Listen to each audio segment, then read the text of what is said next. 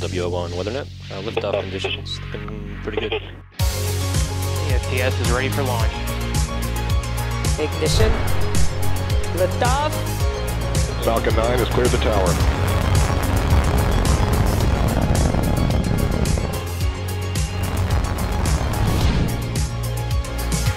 Ten, 9, 8, Side booster ignition. 6, 5, 4, 3, 2, 1.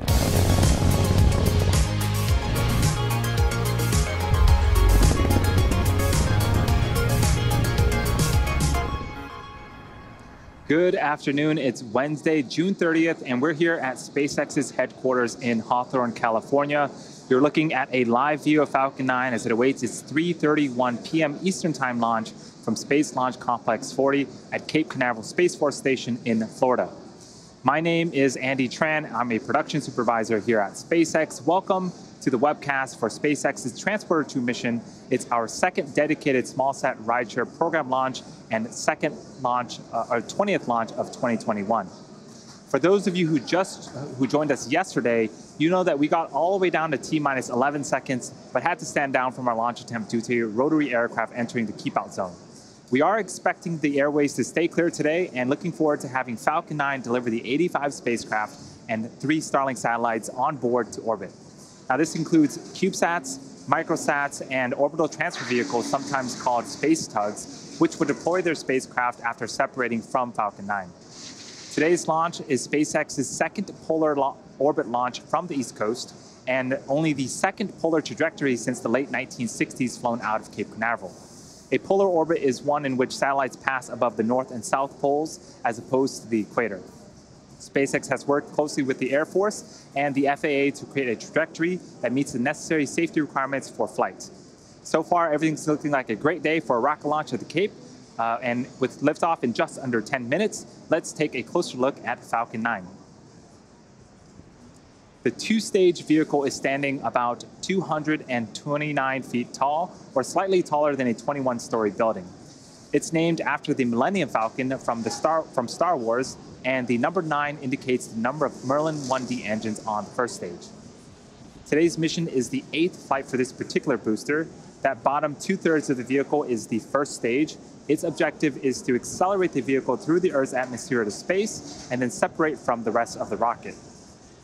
From there, it will make its way back to Earth and target a landing on land this afternoon on Landing Zone 1, which is the pad that you see on screen right now. And if you're an Eastern Florida resident, you might even be able to see Falcon 9 over the ocean, or also hear one or more of the sonic booms as Falcon 9 makes its way back to land. On top of the first stage is the black carbon fiber inner stage. It connects the 2 stages and houses the pneumatic pushers that allow the first and second stage to separate during flight. And then on top of the inner stage is the Falcon 9 second stage, which takes the payload to its eventual destination in orbit. After the first stage separates about 2.5 minutes into flight, the second stage will then carry the 88 spacecraft to orbit. Similar to the first transporter mission, we'll be flying a fuel dome payload tray, which is essentially a small platform mounted on the back end of the second stage fuel dome that will release a handful of spacecraft today. This is worth mentioning as we expect this tray to obstruct one of our 2 MVAC views during flight. At the top of the rocket, you'll notice a large nose cone. This is called the fairing.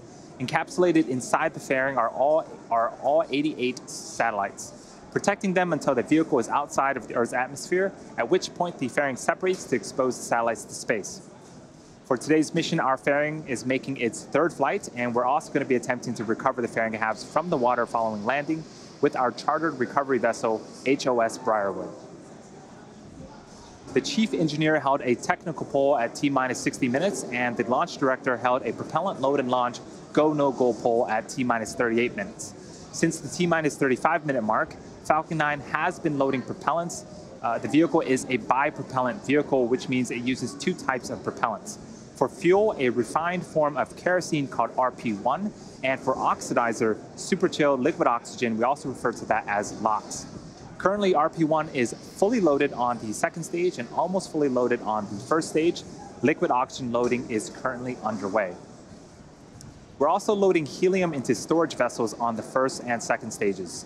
We take cold helium and run it through heat exchangers on the Merlin engines, and this hot helium is used to fill the empty volume in the tanks created by the engine pumps pulling propellant out of the stage. A few seconds ago, engine chill began. This is where we opened the pre-valves between the first stage prop tanks and the 9 Merlin engines.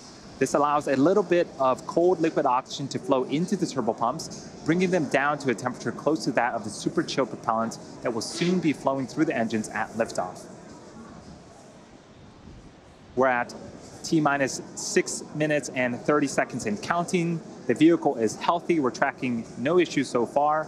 The range is standing by to support, and the weather is green for today's liftoff. All systems continue to be go for an on-time liftoff at 3:31 p.m. Eastern Stage Time. 1 RP1 load is complete. Today's launch will mark SpaceX's 20th mission of the year and the 127th mission to date. Of the 9 missions flown so far this year, 18 were on reused booster, and will be the 8th flight for this booster flying on today's mission. Now, if you look at all of the Falcon 9 missions SpaceX has flown to date, half have been flown on flight-proven boosters. Reusability allows SpaceX to fly the most expensive parts of the rocket, which in turn drives down the cost of space access. It also allows us to increase our launch cadence and provide more flight opportunities for our customers like those on board today's mission. In fact, last year, we launched more than any other launch provider in the world. If you've been keeping track, you know our first transporter mission launched a record-breaking 143 spacecraft. And while there are fewer customer spacecrafts on board today's compared to Transporter 1, we're actually launching more mass to orbit on this mission than the previous one. SpaceX is targeting 3 dedicated rideshare flights to sun-synchronous orbits per year, and we also offer opportunities for a ride to orbit on our Starlink missions, which launch every couple of weeks. Small satellites can ride to space on SpaceX's Falcon 9, Falcon Heavy, as well as Starship in the not-too-distant future. We are under 5 minutes from liftoff. Falcon 9 is now moving into the final stages of the countdown. In a few moments here, the strongback will begin to open up its clamp arms, and once open, it will begin to retract away from the rocket to its pre-launch position, about 2 degrees away from the vehicle. And as Falcon 9 lifts off, hydraulic arms will continue to pull the strongback further away to provide clearance for liftoff. So there was the call out for the clamp arms to start opening up. They are situated right at the bottom of the fairing there.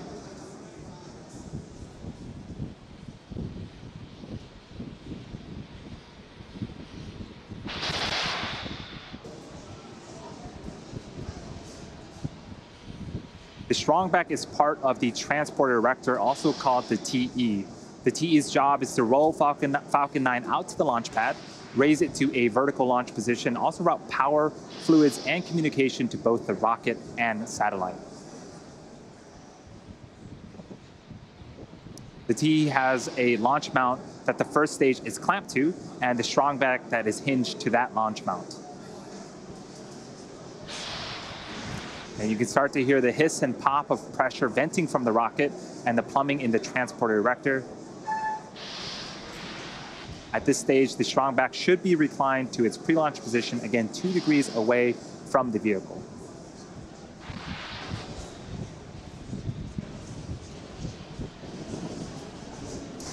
We are just over 3 minutes until liftoff. The vehicle remains in good health. The first and second stages are almost fully fueled. Gaseous oxygen is also venting from the base of Falcon 9. That is the chillin of the Merlin turbopumps. About a minute before liftoff, you will hear the announcement that Falcon 9 is in startup, which means that the rocket's own internal flight computers are now autonomously controlling the launch countdown.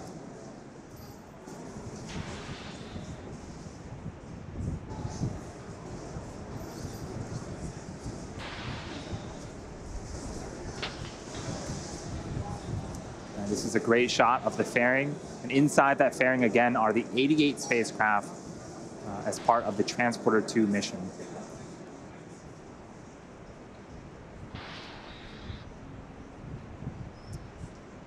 Weather remains green, the range is also standing by to support, and as a reminder, if we don't get the opportunity to launch today, we do have a backup opportunity tomorrow at the same time.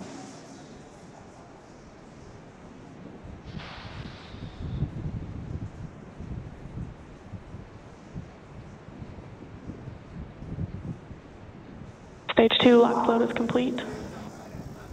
And there was the call up for second stage LOX loading complete. That is the last of propellant loading. Falcon 9 is now fully fueled and ready for liftoff in about 1 minute and 40 seconds.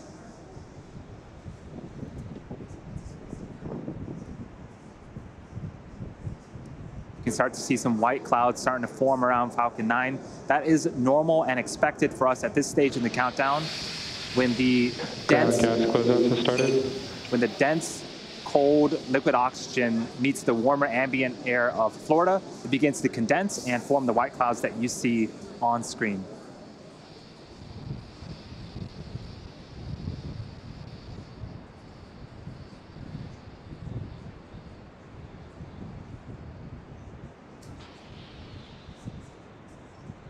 Falcon is in startup. Falcon 9 is in startup. You can start to hear some of the cheers here in Hawthorne. The first and second stages are beginning to pressurize for launch.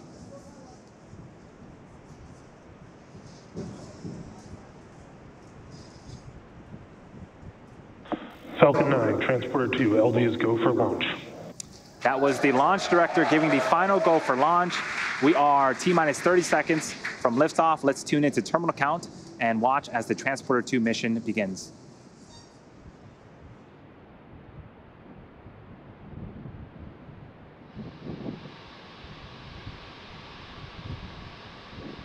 T-minus 15 seconds. 10, 9, 8, 7, 6, 5, 4, 3, 2, 1, 0. Ignition and liftoff.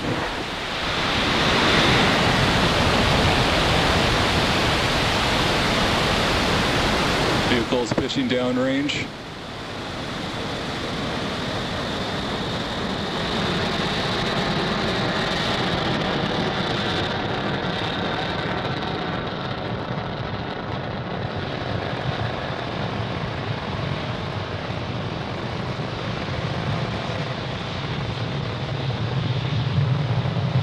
First stage chamber pressure is nominal.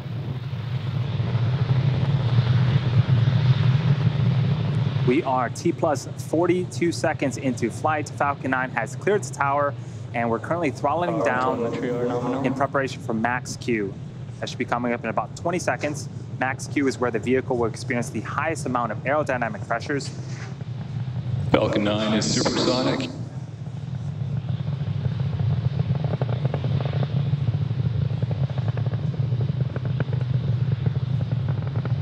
Max Q.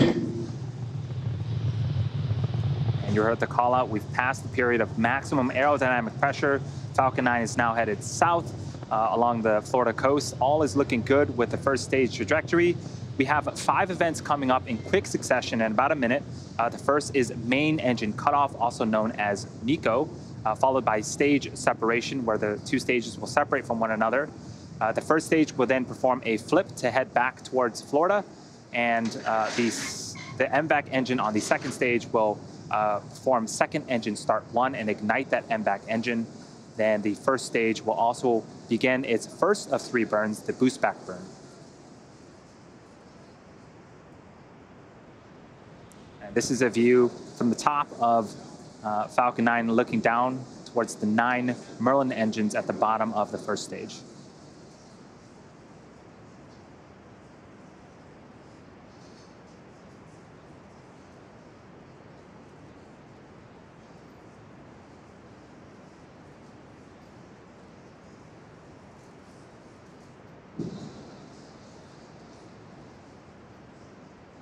Stage separation confirmed.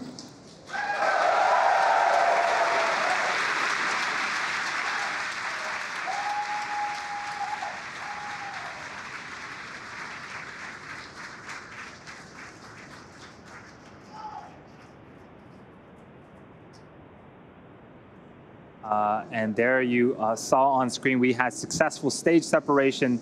The first stage started performing its flip maneuver. And the boost back burn should be ending in about 25 seconds.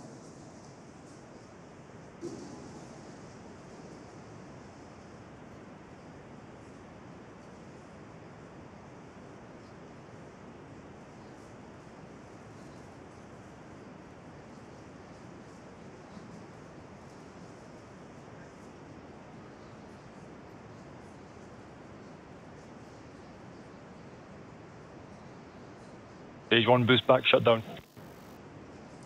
And there was confirmation of a successful boost back burn. Again, that is the first of 3 burns for the first stage. Coming up next is fairing deploy in a few seconds here from the top of the second stage.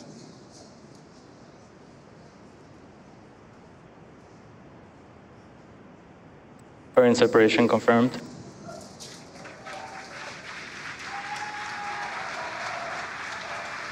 And off come the 2 fairing halves, and they have separated and fallen away from the vehicle, exposing the 88 spacecraft to the vacuum of space. As a reminder, the recovery vessel HOS Briarwood will be attempting to recover the fairing halves today from the water.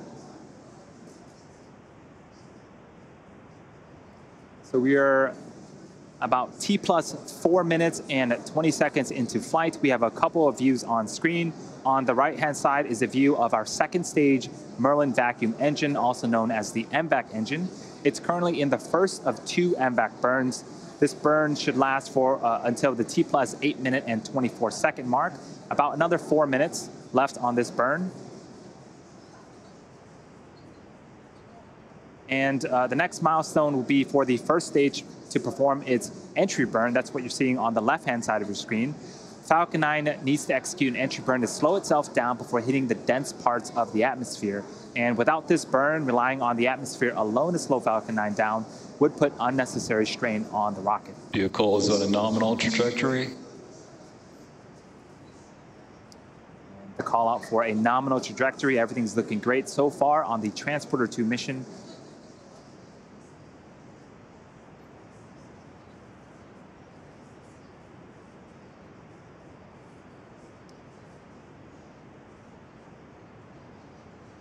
You also notice some honeycomb-like structures have deployed on the first stage on the left-hand side. Those are our 4 hypersonic grid fins positioned at the base of the inner stage. They help to orient the rocket during re-entry by moving the center of pressure. There's also some plumes of gas coming out. This is cold nitrogen gas, which helps with attitude control. Both are essential to make sure that we have a nice targeted landing back on landing zone 1 later on in today's mission. The second burn, the entry burn, is coming up in about 30 seconds. Watch for that on the left-hand side. You can also see there's a speedometer of sorts on the bottom left-hand side. That tracks the speed of the first stage, and when we begin the entry burn, we'll start to reduce the speed, and shortly after the entry burn ends, we'll hit the denser parts of the atmosphere and also begin to further reduce our velocity as the first stage continues to make its way back towards Earth.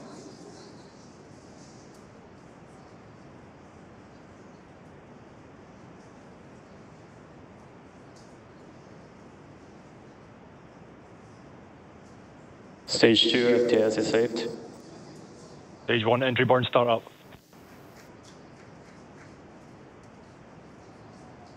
There's the call out, and you can see on screen 3 Merlin engines have relit and are currently slowing down the first stage. This burn is expected to last for another 15 seconds or so. Vehicle on a nominal trajectory. Stage 1 entry burn shut down. And successful completion of our second of 3 burns. As I mentioned earlier, we are going to be attempting to recover the booster for an 8th time back on land at landing zone 1. The first stage has 1 more burn left, the landing burn. It begins just before we touch down and provides the booster with a soft descent before we land. At the same time Falcon lands, we are expecting Sequel 1 of our second stage. That's second engine cutoff. And shortly after that, we'll be entering a coast phase. And you can see the Florida coast and landing zone 1 are approaching on the left-hand side of the screen as this booster makes its attempt to land for an 8th time.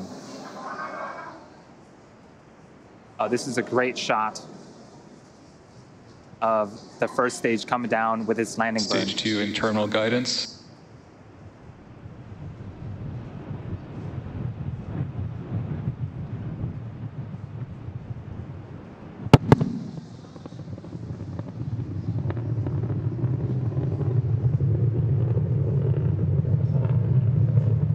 Stage 1, London light deploy.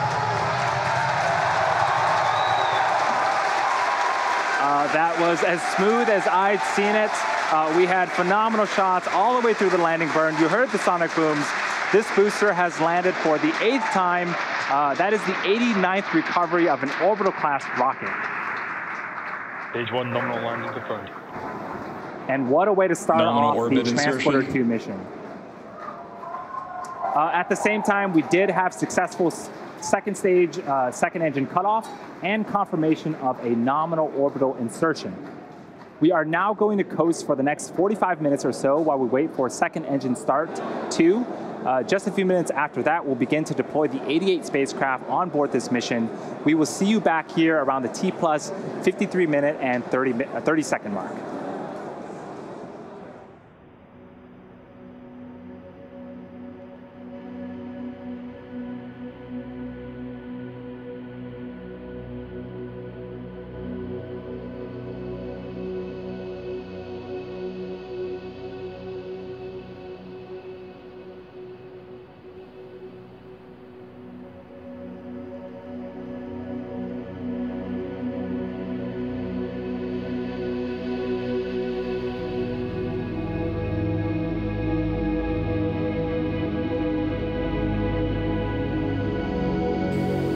Expected loss of signal, Cape.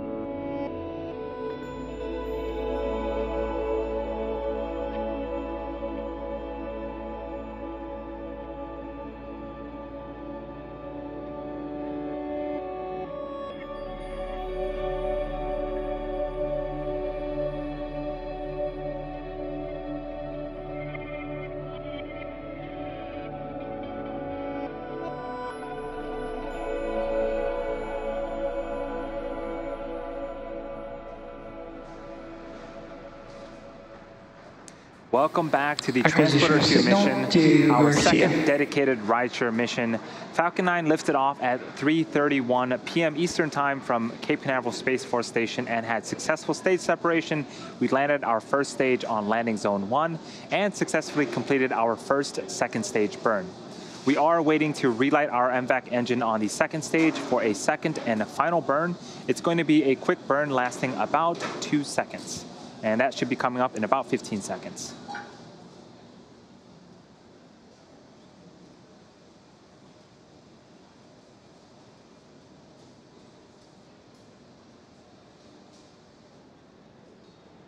MVAC engine chill underway.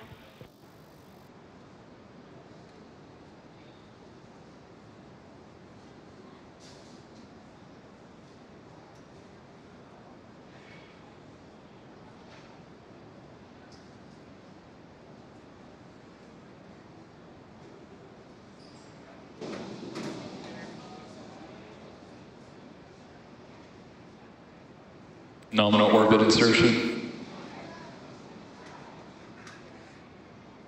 So we did have successful second engine start for the second time and successful second engine cutoff, and you just heard the call out for a nominal orbital insertion.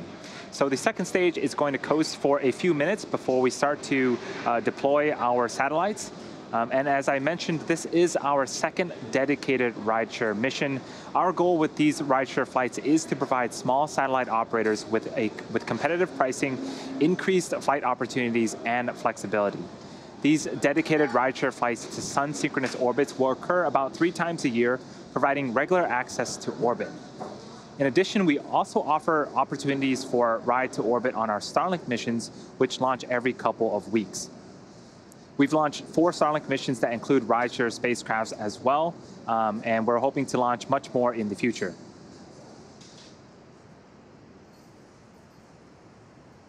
So coming up in about 2 minutes, we are expecting the start of the deployment sequence. There will be 31 deployments for 88 spacecraft, which will occur over a 30-minute period of time. This includes CubeSats, microsats, and orbital transfer vehicles, sometimes called space tugs, which will deploy their spacecraft after separating from Falcon 9, and also 3 Starlink satellites. Many of these deployments will be grouped within seconds of each other, while others may be a minute or more apart. This is a look at the order of deployments between now and the final deployment around the T+1 hour and 27-minute mark. You should hear the call out from our mission operators as each deployment happens, and to keep in mind, most of these deployments include multiple satellites. So while there are 31 deployments, at the end we will have put 88 satellites into orbit, again including our 3 Starlink satellites.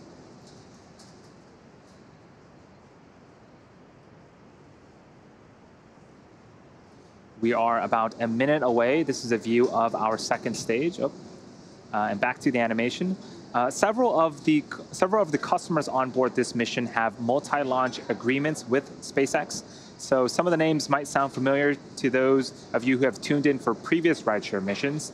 It's also worth noting that we will lose access to ground station coverage for a short period during the 30-minute window, 30-minute deployment sequence. When we reach that point, we'll let you know. And here's the view of the second stage MVAC engine. Similar to the first transporter mission, we'll be flying a fuel dome payload tray, which is essentially a small platform mounted on the back end of the second stage fuel dome that will release a handful of payloads. And as you may have already noticed, one of our 2 MVAC views is obstructed because of that fuel dome payload tray. Acquisition of signal, Bangalore. So we are expecting the first batch of deployments to begin in a few seconds here.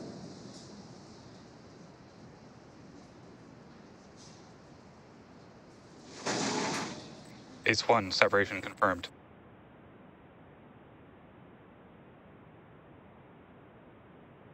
Newsat 19, separation confirmed.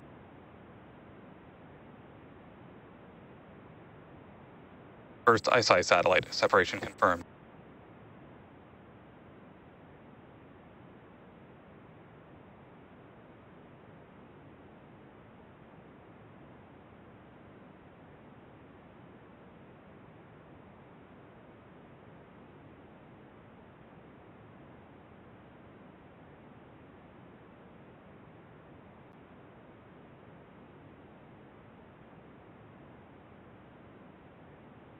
Tropics Pathfinder, separation confirmed. Gnomes 2, separation confirmed.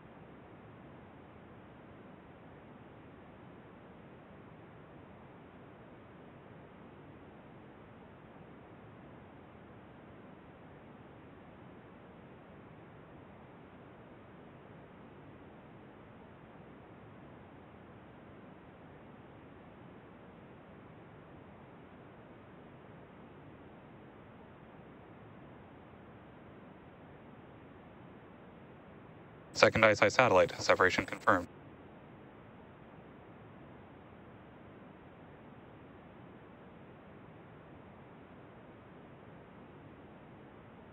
TIVAC 0211, separation confirmed.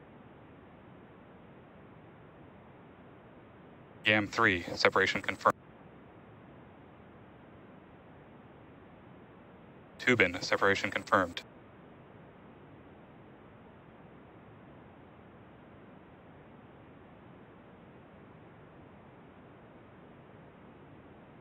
Umbrasar, separation confirmed.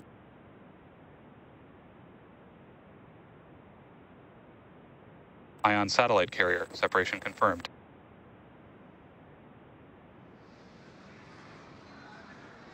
So we saw a couple of satellites, and we got confirmation for the NASA's PACE-1, Satellogic's NewSat-19, the first ICE-I satellite from an exoport, NASA's Tropics Pathfinder, Planet IQ's Gnomes 2, the second ICE-I satellite from an exoport, TIVAC 0211, Lauch Orbital's YAM 3 from an exoport, and TU Berlin's Tubin from an exoport, the Umbrar SAR, and D-Orbit's Ion satellite carrier. We were expecting to hear the call out for TIVAC 0173, so we're going to check in with the teams and see if we can give you guys an update a little bit later. Coming up, we have another batch of 5. These are going to be for the Space Development Agency General Atomics Peritons Lynx 2, Satellogic's NewSat 20 and 21, Capella SAR satellite, and the third ICE-I satellite from an exoport.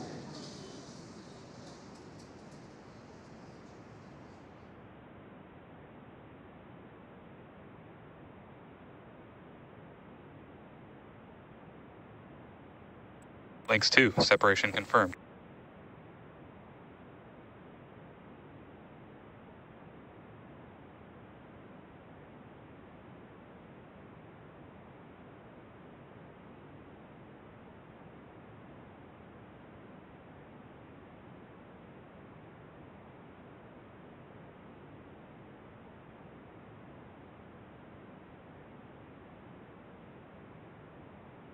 NewSat 20, separation confirmed.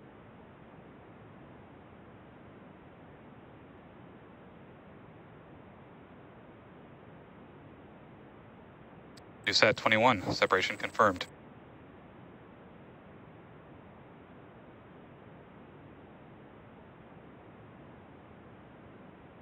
Capella SAR satellite, separation confirmed.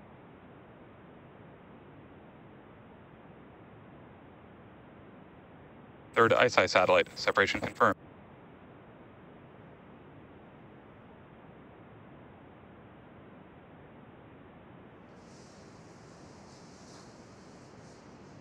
So we got confirmation for... Expected loss of signal, Diego Garcia.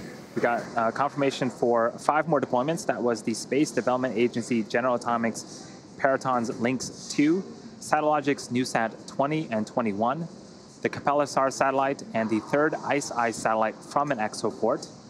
For those that are wondering, exoport is an adapter, special adapter built by our ExoLaunch customer.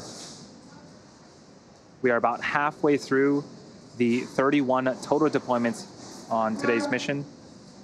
And coming up, we have 2 more deployments. These are going to be for the Space Development Agency General Atomics Lynx 1, as well as the DARPA Space Development Agency Air Force Research Laboratories Mandrake 2 Able.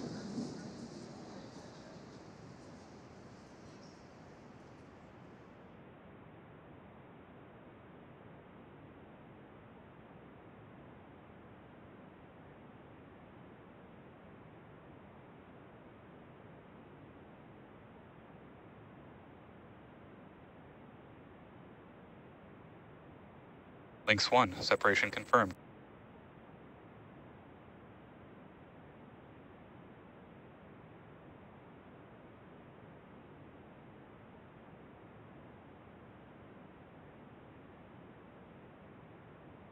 Mandrake 2 able, separation confirmed.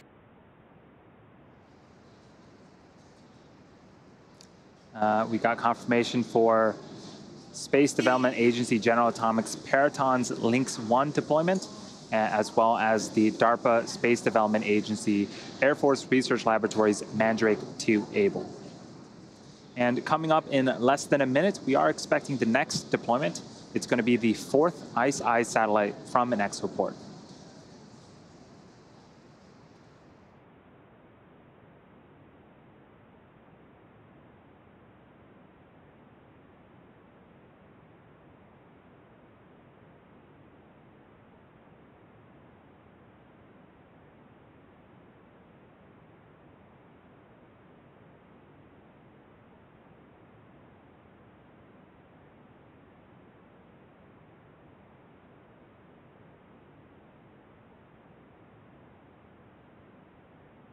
Fourth ICE-I satellite, separation confirmed. And that was confirmation of the 4th ICE-I satellite from an exoport. The next batch of deployments, there's going to be 6 of them. It is for Swarm's 1st and 2nd Space B cluster from an exoport, Nano Avionics D2 Altacom 1 from an exoport, Spire's Lemur number 1 from an exoport, Satellogic's NewSat 22, and Lauch Orbital's YAM2 satellite.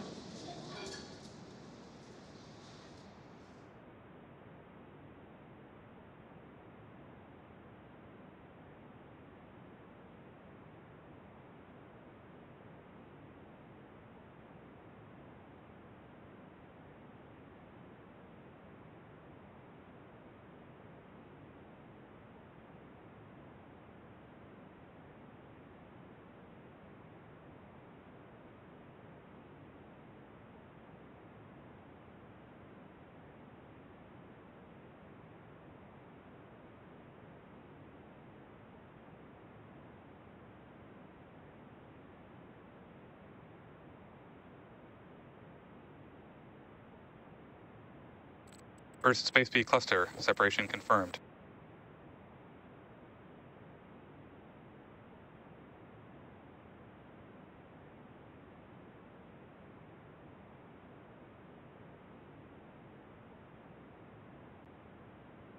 Second Space B cluster, separation confirmed.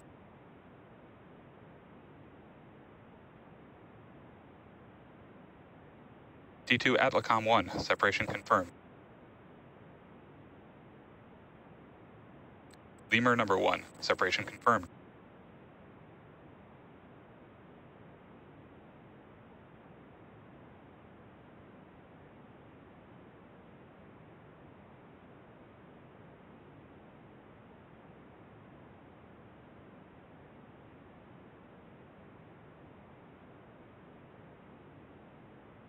NewSat 22, separation confirmed.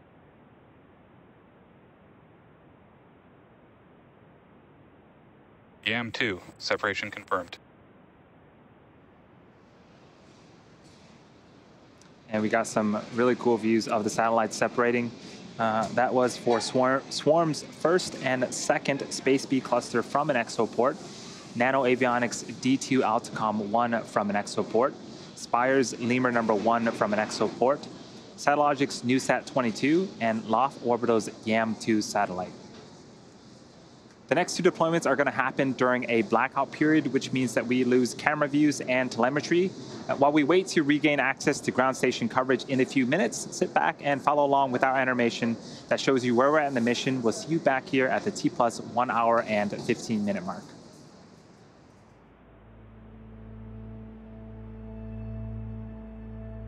Expected loss of signal, Bangalore.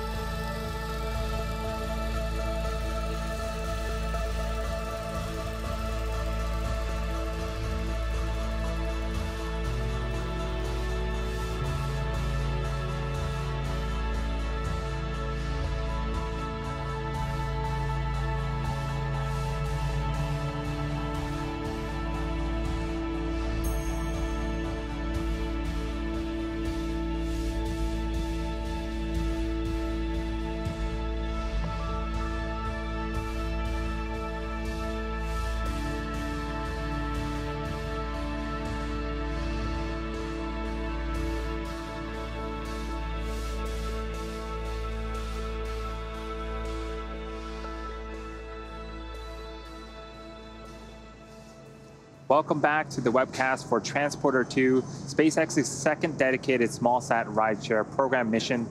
On board this mission are 88 spacecraft, including 3 Starlink satellites. We are currently waiting to hear callouts for 2 deployments which occurred during a blackout period with no access to ground station coverage. So those 2 are Spire's Lemur number 2 from an exoport and DARPA Space Development Agency Air Force Research Laboratories Mandrake 2 Baker.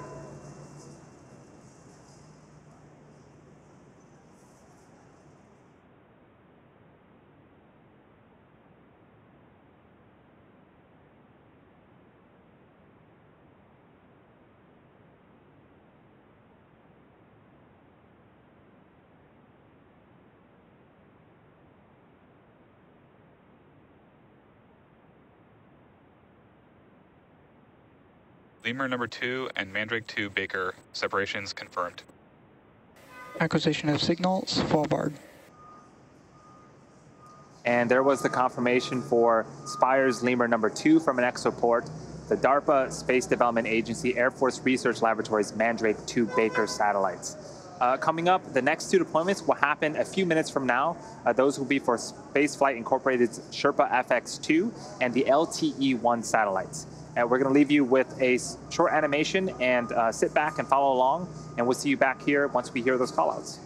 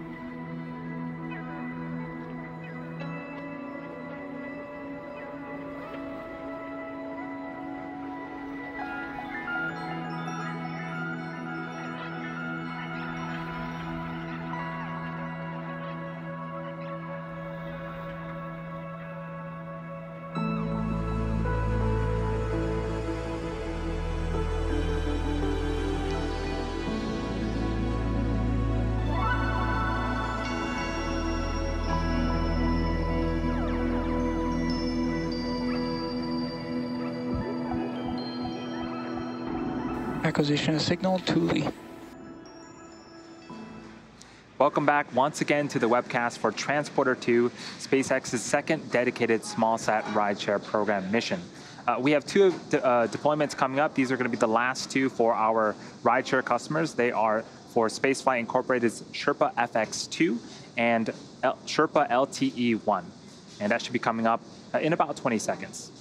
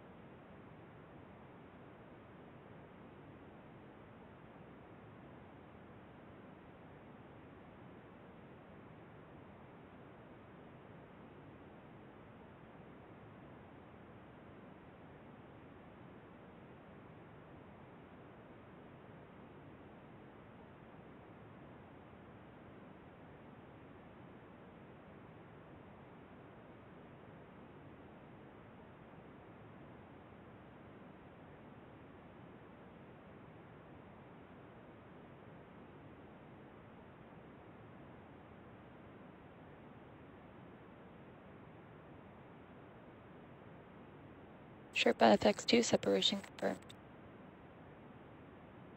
Sherpa LTE-1 separation confirmed.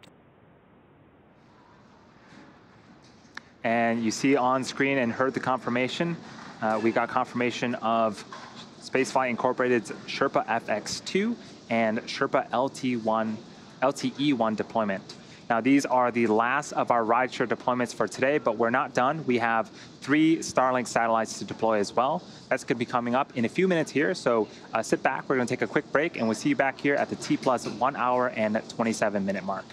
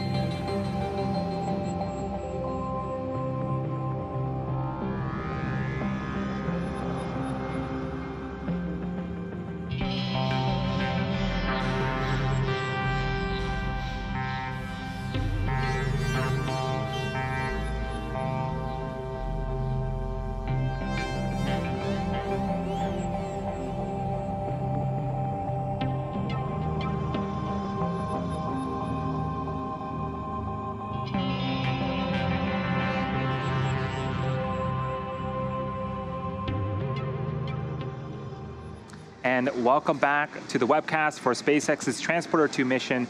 If you're just joining us, we are close to the end of today's mission, which launched this morning from Cape Canaveral Space Force Station in Florida at 3:31 p.m. Eastern Time. We then had 2 successful ignitions and shutdowns of the second stage Merlin vacuum engine, then successful deployment of a majority of our spacecraft for our commercial 0173, and separation confirmed. Government customers. We were also able to successfully recover our first stage for an 8th time on our landing zone. We just had the confirmation of the TIVAC 0173 satellite. So all payloads so far are have been confirmed for deployment, and we have 3 Starlink satellites to go, and we are expecting confirmation of that deployment here shortly.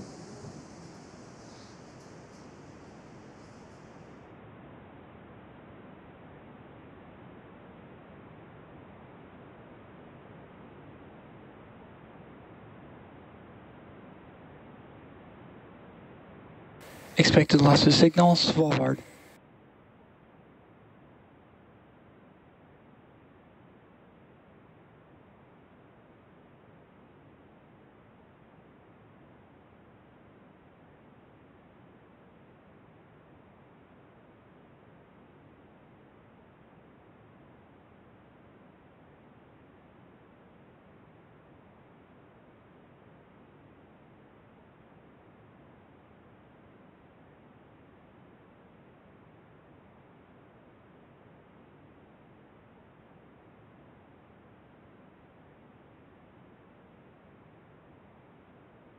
Starlink deploy confirmed.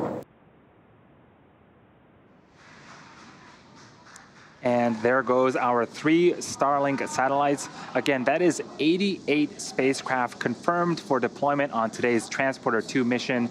With that said, we will be bringing our webcast to an end. We would like to thank all of our rideshare customers for their support on today's mission. We would also like to thank the United States Air Force for range support, as well as the Federal Aviation Administration for licensing.